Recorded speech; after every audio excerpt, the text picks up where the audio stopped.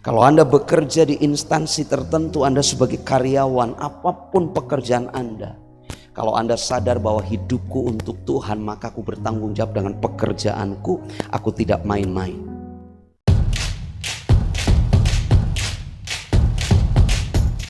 Shalom.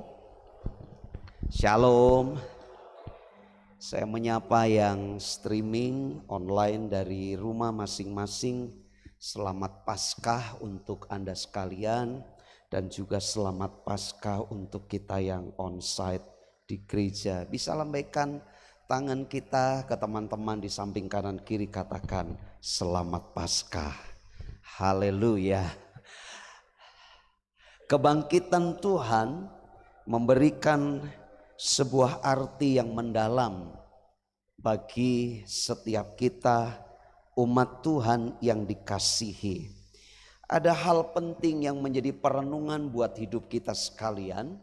Saya tidak tahu sudah sekian kali Anda mengikuti momen atau suasana Paskah.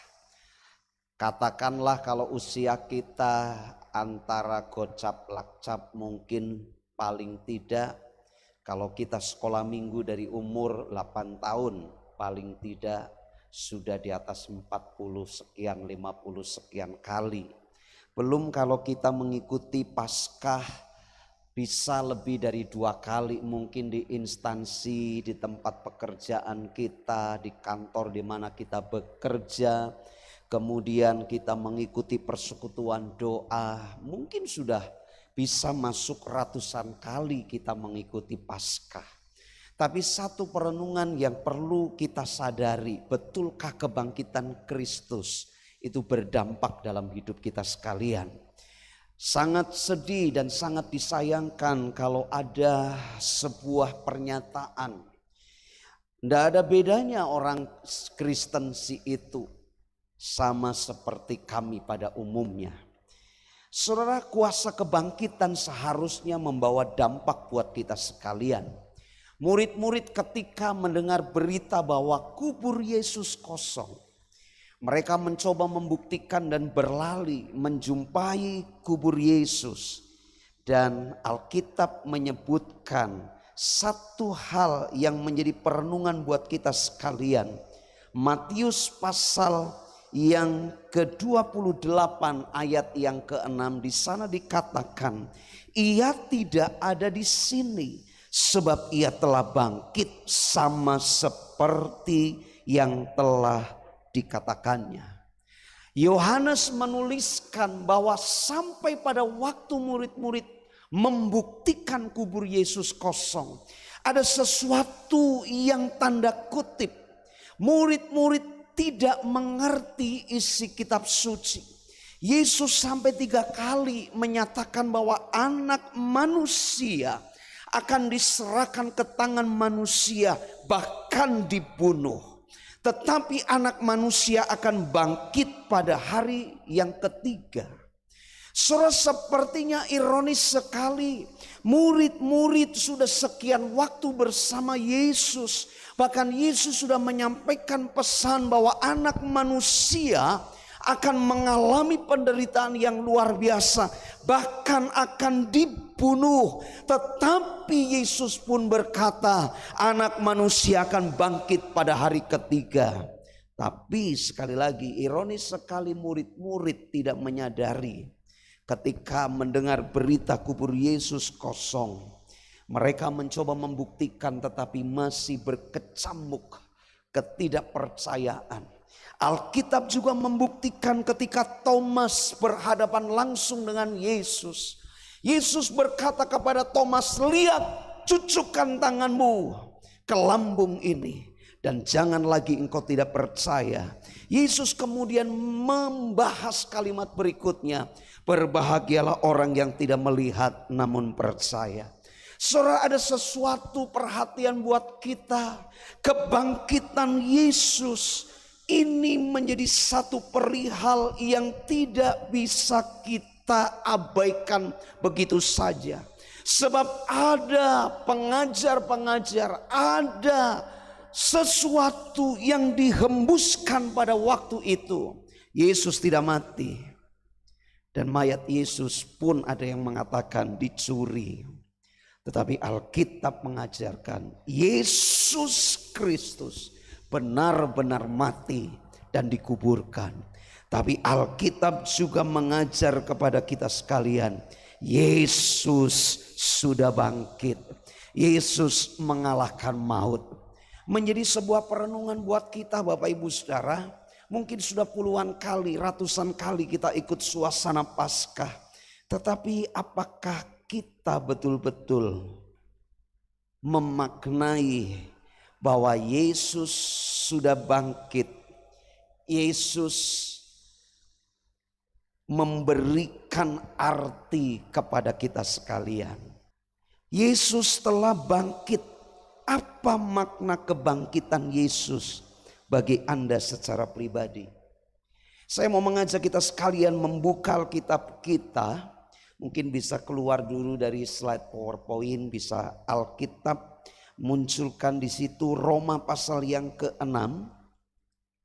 Roma pasal yang ke-6 saya akan bacakan mulai ayat yang ke-5 sampai ayat yang ke-11. Demikian bunyi firman Tuhan. Sebab jika kita telah menjadi satu dengan apa yang sama dengan kematiannya, kita juga akan menjadi satu dengan apa yang sama dengan kebangkitannya. Karena kita tahu bahwa manusia lama kita telah turut disalibkan, supaya tubuh dosa kita hilang kuasanya, agar jangan kita menghambakan diri lagi kepada dosa. Sebab siapa yang telah mati, ia telah bebas dari dosa. Jadi jika kita telah mati dengan Kristus, kita percaya bahwa kita akan hidup juga dengan Dia. Ayat 9. Karena kita tahu bahwa Kristus sesudah ia bangkit dari antara orang mati tidak mati lagi. Maut tidak berkuasa lagi atas dia. Sebab kematiannya adalah kematian terhadap dosa, satu kali untuk selama-lamanya. Dan kehidupannya adalah kehidupan bagi Allah. Demikianlah hendaknya kamu memandangnya, bahwa kamu telah mati bagi dosa, tetapi kamu hidup bagi Allah dalam Kristus Yesus. Saudara, ayat-ayat ini menjadi sebuah perenungan buat kita sekalian. Sebagai pribadi, sebagai orang yang mendapat kasih karunia Allah, kita menjadi milik kesayangan Tuhan. Ada sesuatu yang perlu terjadi dalam hidup kita. Kita cermati, kita perhatikan. Betulkah Anda dan saya memaknai kebangkitan Yesus? Memaknai bahwa Yesus sudah bangkit. Yang pertama, kita harus mengerti bahwa tubuh kita tidak diperhamba lagi oleh dosa. Kita harus sadar, Anda dan saya sudah mati bersama Yesus.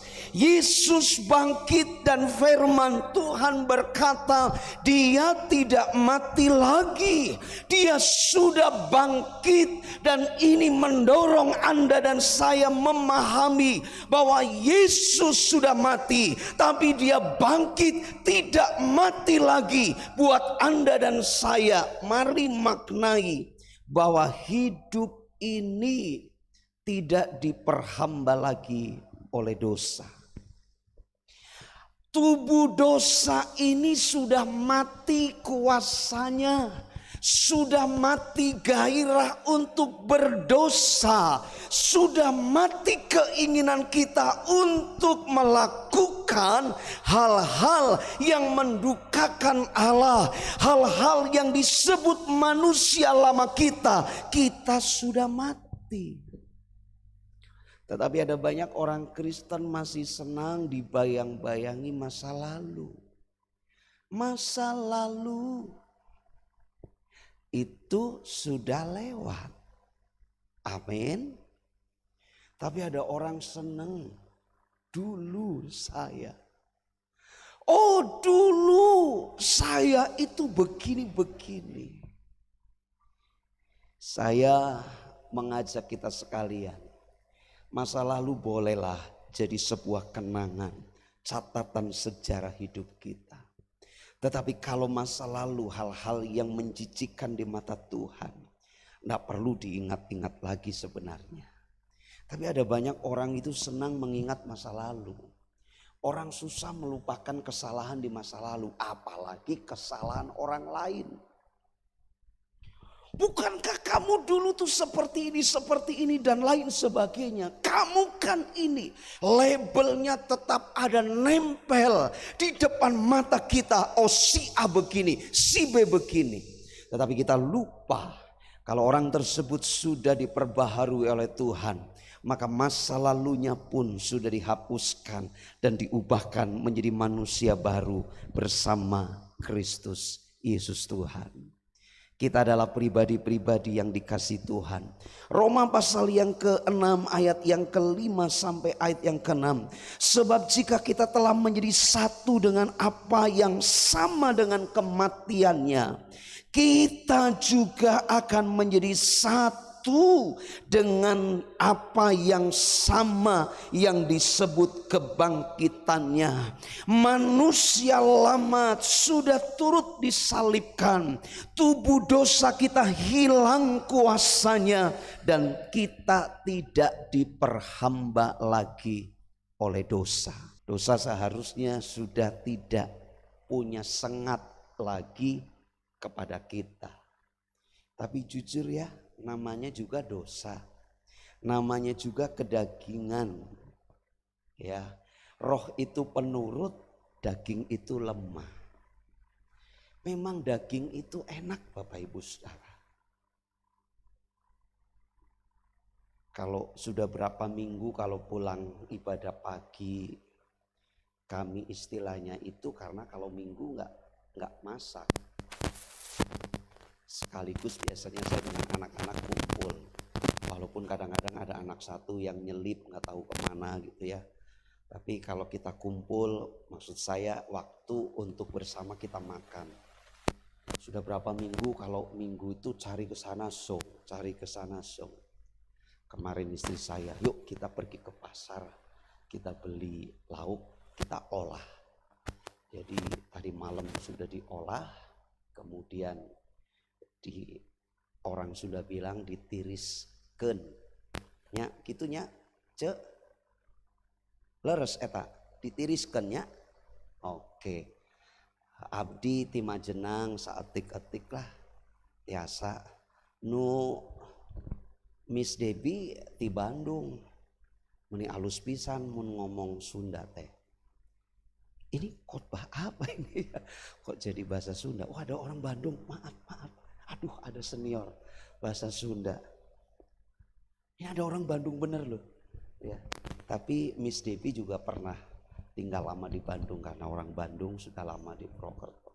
Ditiriskan, didinginkan. Tadi pagi pulang dari gereja karena tidak ada Supervet hari ini libur. Jadi ada waktu untuk memanaskan. Saya bekerja membuat sambal. Dan sambal saya memang belum masuk ke toko online, jadi belum bisa didapatkan siapa saja, hanya khusus orang-orang tertentu. Ya, tadi sore saya nyambel lagi karena sebentar tim setelah selesai firman ada tim seleb apa itu? Ya, akan tampil memberikan support untuk kita sekalian. Jadi saya buat sambal supaya mereka kepedesan. Digorenglah lauk itu dan dimakan enak. Namanya juga daging. Orang korupsi itu enak. Orang berzina, kata yang pernah berzina, katanya enak. Orang berjudi, kata orang yang suka berjudi itu enak. Orang mabuk, bagi orang yang pernah mabuk itu enak. Tapi jujur, mabuk itu tidak enak. Sebab dulu saya mabuk kendaraan. Tahun 92 saya kuliah di Purwokerto. Setiap Jumat siang pulang ke Majenang, Senin pagi balik ke Purwokerto. Itu pergumulan paling luar biasa. Bukan ngusir setan yang saya takuti, tapi justru naik bus paling takut. Apalagi lewat Lumbir. Itu Lumbir selalu menakutkan buat saya pada waktu itu. Tahan. Tetap saja begitu turun di terminal mabuk. Kemudian jalan ke kampus terminal lama Bundaran. Kampus kami ada di Ringin Tirto. Jadi untuk menghemat uang kami jalan kaki. Anda bisa bayangkan mabuk kendaraan kemudian ke asrama jalan. Ya kayak orang mabuk beneran, udah pusing lagi. Tapi kata yang senang mabuk itu sedikit bisa menghilangkan hal-hal yang menekan hidupnya. Kemudian mulai dan lain sebagainya. Tapi saya mau sampaikan, tubuh kita sudah ditebus oleh Kristus. Yang begini-begini tadi sudah tidak ada hubungan. Amin. Kemarin saya cerita, saya gak habis pikir. Setiap lewat jalan itu saya selalu lihat, tidak ada tanda larangan untuk berhenti parkir. Pulang sekolah anak saya jemput, dia bilang, "Pih kepengin bakso." Oke, saya parkir. Tidak ada larangan parkir. Saya parkir di situ, kemudian saya jalan karena cukup ramai padat supaya aman. Saya parkir sebelah kiri, kemudian saya nyebrang masuk warung bakso. Begitu pulang saya masih ada di posisi kanan, baru akan nyebrang ketika sudah dekat mobil. Saya kaget sebab kaca mobil sebelah kanan terbuka. Kemudian saya nyebrang, ternyata ada ibu-ibu bawa kresek kanan kiri, nyamperin balik lagi. Saya tahu balik lagi karena begitu saya sudah masuk, istri saya bilang, itu ada ibu-ibu maki-maki. Mohon maaf sampai keluar kata kasar. Lena hampir nangis, begitu saya dengar Lena hampir nangis. Dimaki-maki ibu. Kebetulan ibu itu nyamperin. Saya pikir emang saya takut sama ibu-ibu. Saya bentak dia. Karena dia ngoceh, saya bilang, "Diam, pergi." Tapi begitu saya suruh diam pergi, saya mikir, pendeta ya, kok bisa marah? Pendeta juga manusia, bisa marah juga. Ya saya kan gak mungkin kalau istri anak saya dimaki-maki orang kemudian, oh haleluya, puji Tuhan.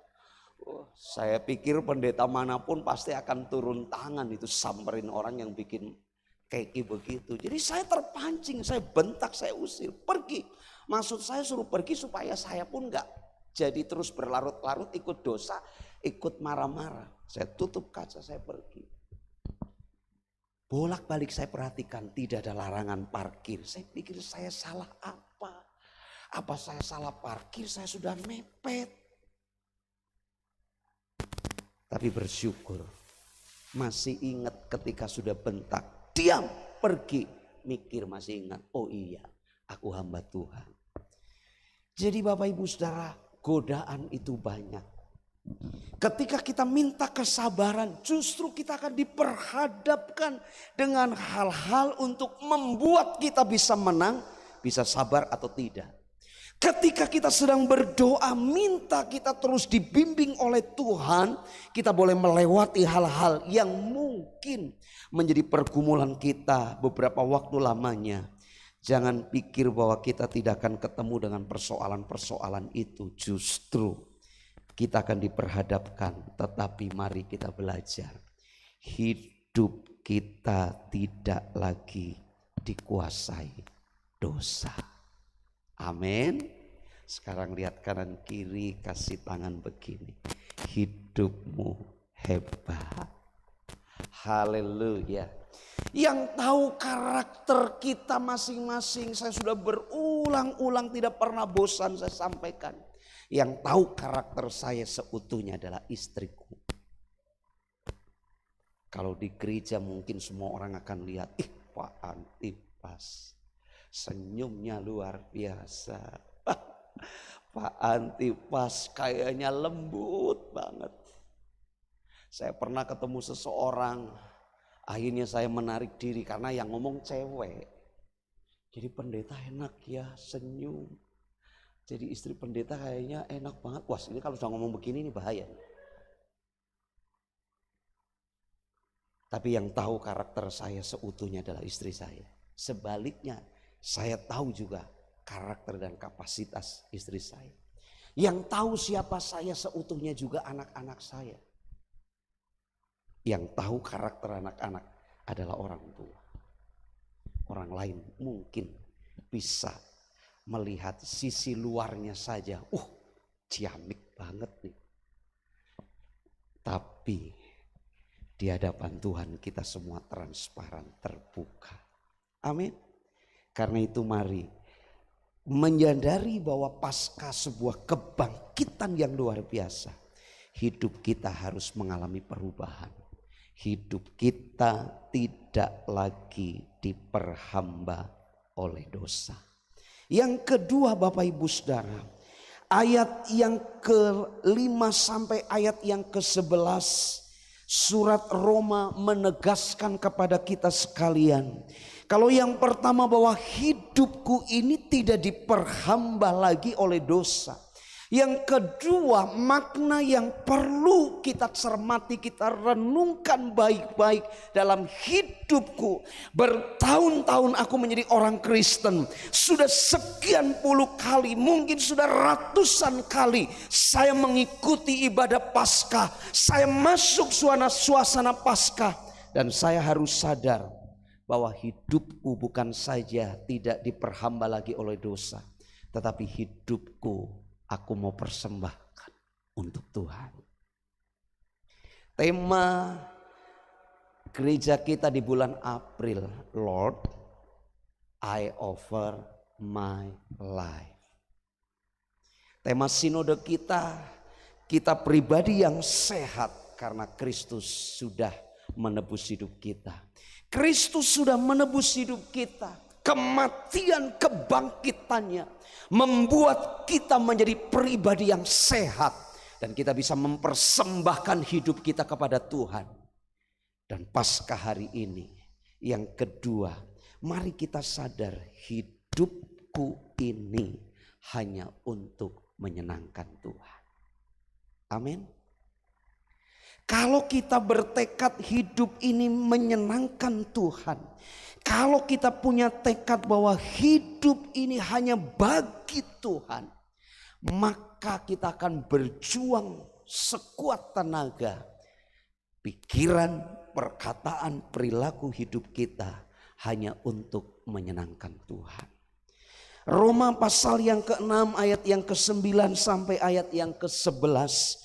Kristus setelah bangkit dari antara orang mati tidak mati lagi. Artinya maut tidak berkuasa lagi atas dia. Kita sudah mati dari manusia lama. Dan sekarang Anda dan saya hidup ini hanya untuk Allah di dalam Kristus Yesus Tuhan. Kalau kita sadar ini, maka kita punya usaha akan memperhatikan hal-hal untuk menyenangkan hati Tuhan.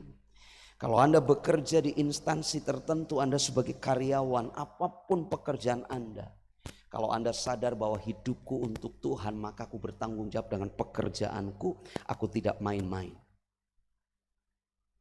Saudara, banyak orang Kristen melalaikan kasih karunia dan mengabaikan begitu saja.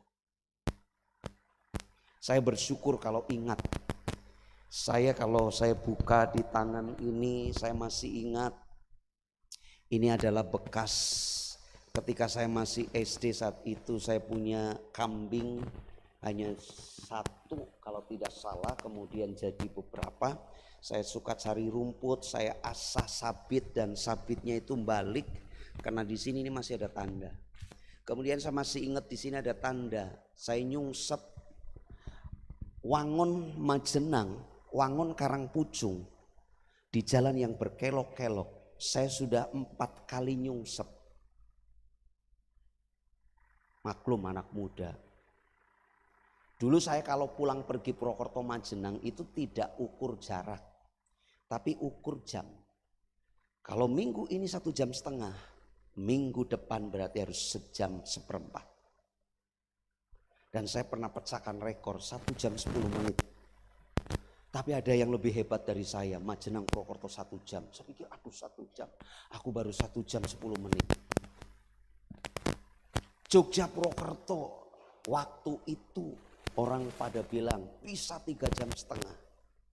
Saya buat 3 jam, tapi kemarin saya dengar ada yang 2,5 jam. Wih, motornya apa gitu ya. Saya dulu hanya GL cepek. Tapi di situ saya belajar, nyungsep 4 kali di Lumbir, Karangpojok, Purwokerto, Jogja, mau masuk Kutoarjo. Dini hari karena pagi tes, karena tes cuma 1 hari saya nggak ngekos di sana. Lebih baik saya laju dari sini, datang kuliah jam 8 tes, siang balik lagi Purwokerto, bawa sepeda motor. Dini hari ngantuk. Saya pikir ini pohon mahoni yang mana yang asli. Tahu-tahu saya rem persis betul-betul di depan pohon yang asli. Makanya saya kemudian pelan-pelan parkir di pos polisi Kutoarjo. Saya izin, Pak, saya ngantuk. Mau ke Jogja, saya mahasiswa mau tes nanti jam 8. Saya izin tidur di sini. Motor saya standar 2, kunci stang, ransel saya pegang, saya tidur di kursi pos penjagaan sampai jam 6 pagi. Saya baru lanjut ke Jogja. Saya bawa istri saya ke Sentul, masuk di tol Bandung. Itu kecepatan di samping, tahu-tahu ke kanan. Istri saya pukul saya, ngantuk, pinggir lagi. Beberapa kali saya luput dari maut. Tetapi semenjak itu saya berpikir, saya harus bertobat. Banyak kesempatan dan mujizat Tuhan, tapi bukan berarti aku ugal-ugalan di jalanan. Tadi kita sempat diskusi karena panik. Sudah 4:30, tim belum nyampe semua. Saya telepon, masih di mana? Masih di sini. Aduh. Kemudian ada yang cerita, saya lihat mobil biru. Aku padahal kecepatan 60, berarti itu mobil biru kecepatan berapa ya? Saya berharap yang bawa mobil biru bertobat kalau kenceng-kenceng. Wong mobil biru, saya pernah ditelepon malam-malam, Pak, saya ada di Jalan Sokaraja, Margono itu. Kenapa? Ini mobil setirnya lepas. Ya ampun, mobil setir lepas, lah terus gimana? Ya pokoknya tak. Saya bilang hati-hati, bawa jiwa. Kalaupun cuma bawa barang kan juga kamu jiwa dong. Hati-hati. Saya belajar menghargai karena apa? Saya mau hidup saya panjang umur karena apa? Saya mau banyak memberi yang terbaik buat Tuhan. Jangan abaikan hal-hal prinsip dalam hidup kita. Mungkin kita merasa masih muda, masih hebat dan lain sebagainya. Tapi saya kalau mengingat, aduh saya sedih sekali. Saya naik sepeda motor lewat Cingepul, Lumbir ke arah Sidarja. Ternyata antara jarak Cingepul itu di tengah-tengah itu ada belokan tajam. Kalau dari sebelah sini arah Lumbir, saya senang kenceng karena beloknya kiri. Ces. Tapi begitu pulang kan belok kanan. Saya belok kanan dari dulu kelemahannya tuh belok kanan. Kalau belok kiri mau kenceng kayak apapun saya bisa ngukur. Kalau belok kanan selalu tekor. Dan Alin masih kecil, itu di motor Matic dia tidur di situ karena dia kalau kemana-mana waktu itu tidur selalu nyelip di situ. Saya sudah tinggal jagain pakai kedua kaki dan dia tidur lelap. Dan ternyata belok kanan tekor. Saya ngerem, bersyukur tidak masuk celaka. Berapa waktu minggu kemudian saya sendiri iseng kepengen lihat kayak apa sih tingginya. Ternyata itu pohon kelapa cuman kelihatan manggarnya itu. Saya lihat ke bawah. Ya Tuhan, terima kasih. Kalau kemarin bablas, Rip, pendeta Antipas dan anaknya. Dan semenjak itu saya pun banyak merenung. Tidak perlu ugal-ugalan. Amin.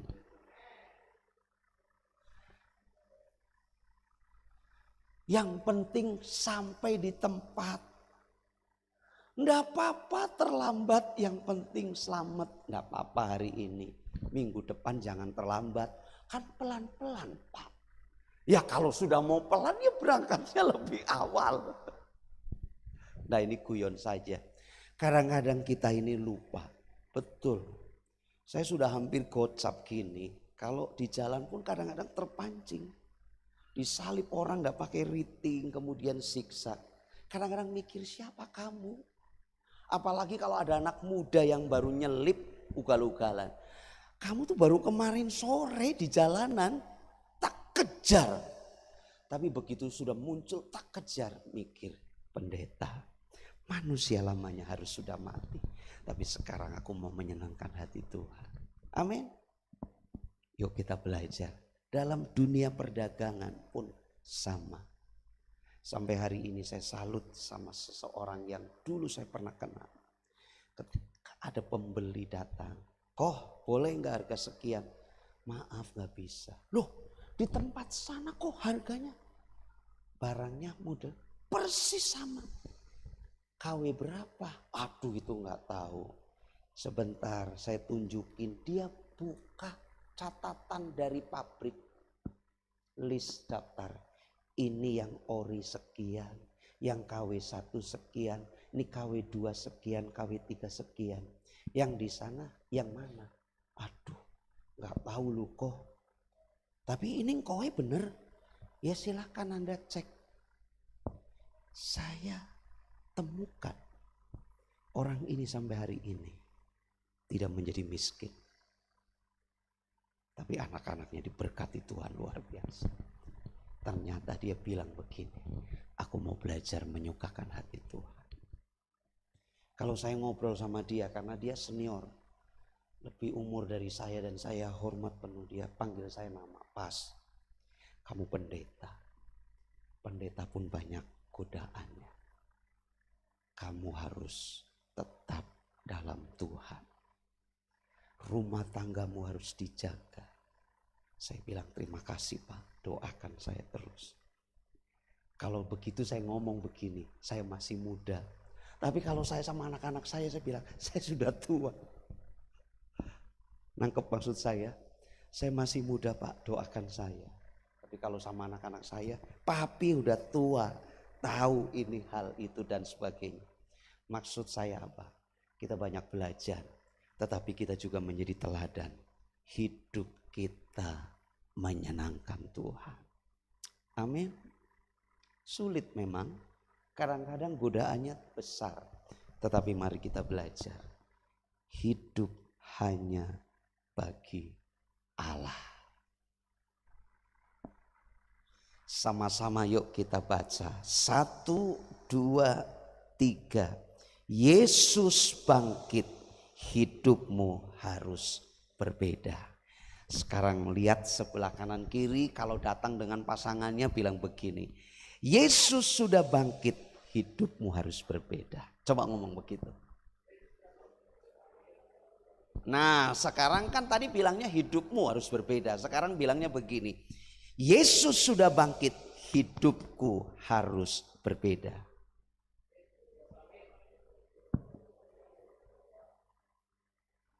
Siap? Loh yang suami yang tahu siapa kita ini ya istri kita. Istri-istri yang tahu siapa Anda ya suami Anda. Orang tua yang tahu siapa kita ini ya anak-anak kita. Hari ini mari kita mau bersama-sama memaknai Paskah. Hidupku tidak diperhamba lagi oleh dosa. Yang kedua, hidupku hanya bagi Tuhan. Amin. Kita berikan tepuk tangan buat Tuhan kita.